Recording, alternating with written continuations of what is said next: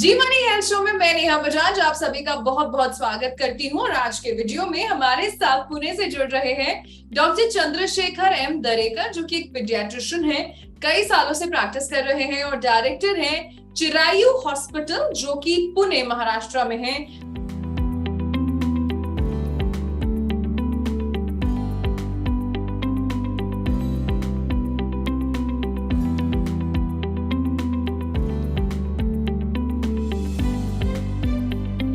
Doctor Chandrashekhar, आपका बहुत बहुत स्वागत है। धन्यवाद। डॉक्टर चंद्रशेखर, बच्चे जितने मासूम होते हैं इतने प्यारे लगते हैं, लेकिन जब बीमार होते हैं तो कहीं ना कहीं कहते हैं कि हर परिवार की खुशियों पर आंच आ जाती है। और आज हम आपसे बच्चों से संबंधित एक बीमारी पर चर्चा करने वाले हैं। बच्चों को ब्रोंकाइटिस अक्सर हो जाता है। हमारे सभी दर्शकों को आप ये बताइए, ब्रोंकाइटिस बच्चों में स्पेसिफिकली क्या होता है? ब्रोंकाइटिस आमतौर पे अगर देखा जाए तो inflammation of the lining of bronchial tubes, मतलब सांस की नलियों का जो स्वेलिंग होता है, जो सूजन होता है, उसको हम ब्रोंकाइटिस कहते हैं। ये इन दिनों में काफी कॉमन होता है और आजकल की ओपीडी में ज्यादातर करके पेशेंट वायरल ब्रोंकाइटिस के ही आ रहे हैं। अच्छा, ओके। तो सर, ब्रोंकाइटिस में लक्षण क्या होते हैं, कैसे होता है ये बच्चों को, क्या क्या लक्षण देखने को मिलते हैं?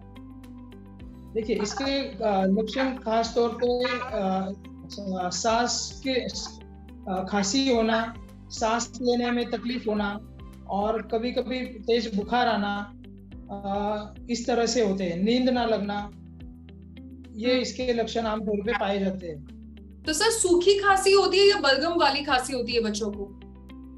देखिए, अभी ब्रोंकाइटिस को हम यूजुअली अगर कॉज के हिसाब से क्लासिफाई करने जाए तो दो प्रकार की ब्रोंकाइटिस होते हैं। एक तो होता है वायरल ब्रोंकाइटिस और दूसरा होता है बैक्टीरियल ब्रोंकाइटिस।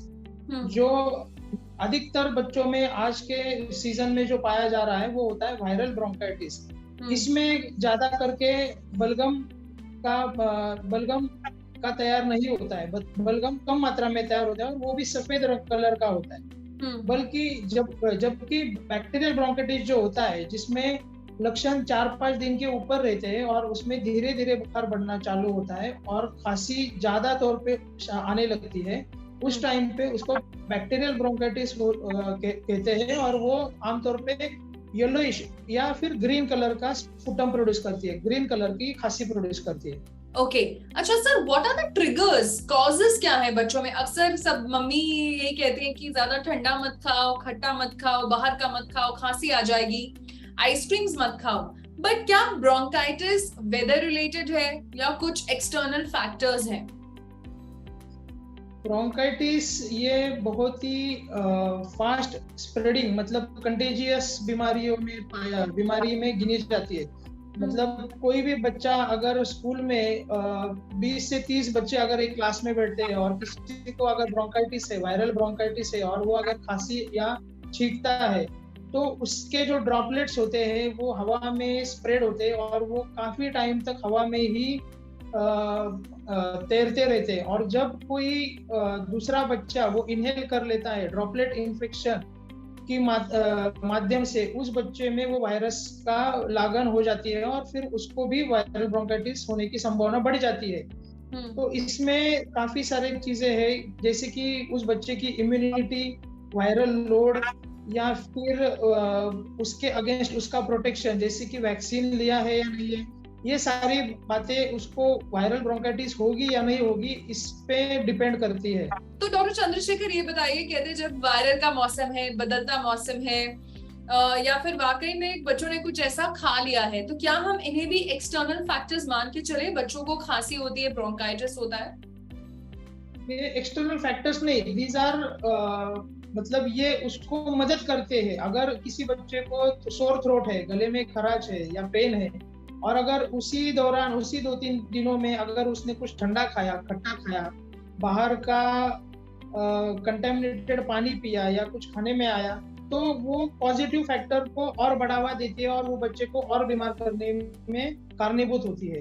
देखिए, ये यूजुअली ये 3 से 4 मोड्स ऑफ ट्रांसपोर्ट से होता है। मतलब एक तो ड्रॉपलेट इन्फेक्शन जो मैंने अभी पहले कहा, दूसरी चीज होता है सलाइवा से, मतलब किसी ने छींका है, किसी ने जोर से छींका है, तो उसके जो ड्रॉपलेट्स होते हैं वो सरफेसेस पे जाके गिरते हैं। और अगर उस कुछ वायरसेस तो यहाँ तक भी देखा गया है कि 24 आवर्स तक भी वो सरफेसेस पे लाइव रहते हैं। तो अगर ऐसे वायरसेस को किसी दूसरे बच्चे ने छू लिया है और उसी हाथ से उसने खाना खाया, नाक को टच किया, मुंह को टच किया, तो उसको वो वायरस ट्रांसमिट होने की संभावना बहुत मात्रा में बढ़ जाती है। तीसरी चीज होती है स्किन टू स्किन कांटेक्ट, मतलब अगर बच्चे साथ में खेलते हैं, किसी बच्चे को सर्दी जुकाम है, ब्रोंकाइटिस है, तो उसने अगर हैंकरचिप को हाथ लगाया, उसके नाक को हाथ लगाया और खेलते खेलते किसी बॉल को हाथ लगाया और वही बॉल दूसरे बच्चे ने भी ले लिया या उसके स्किन को कांटेक्ट किया, हाथ को कांटेक्ट किया, तो भी वायरल ब्रोंकाइटिस स्प्रेड होने की संभावना काफी बढ़ जाती है। ओके, अच्छा सर, ब्रोंकाइटिस का ट्रीटमेंट कैसे होता है? देखिए, अधिकतर तौर पे जो भी ब्रोंकाइटिस आजकल के वेदर में पाया जाता है वो मैक्सिमम 90% केसेस में वायरल ब्रोंकाइटिस ही होता है। इस वायरल ब्रोंकाइटिस में आमतौर पे हमें ज्यादा मेडिसिन देने की जरूरत नहीं पड़ती है, हमें इसके लिए सिम्टोमेटिक ट्रीटमेंट करना पड़ता है। सिम्टोमेटिक मतलब क्या, अगर किसी बच्चे को तेज बुखार है तो उसको एंटीपायरेटिक की दवाई देना, किसी बच्चे को जुकाम है तो उसको एंटी कोल्ड की दवाई देना, किसी बच्चे का नाक अगर बंद हो जाता है तो उसको डिकंजेशन की दवाई देना या नाक में सलाइन ड्रॉप्स आते हैं वो देना, किसी बच्चे को सोर थ्रोट है तो उसको गार्गलिंग करना है। गार्गलिंग हम किसी भी बिटाडीन से कर सकते हैं, नमक के पानी से कर सकते हैं, या फिर गार्गलिंग करने के लिए काफी सारे मेडिसिन आते हैं उससे कर सकते हैं। किसी बच्चे को खांसी है, ड्राई कफ है, तो ड्राई कफ सिरप उसको दे सकते हैं। अच्छा, और सर अगर आप बोले कि नॉर्मल खांसी और ब्रोंकाइटिस एक ही चीज है? नहीं, नॉर्मल खांसी अलग होती है, ब्रोंकाइटिस अलग होता है। ब्रोंकाइटिस में आपको सोर थ्रोट होना, सांस लेने को तकलीफ होना, सर्दी होना, ये भी उसके साथ चाहिए।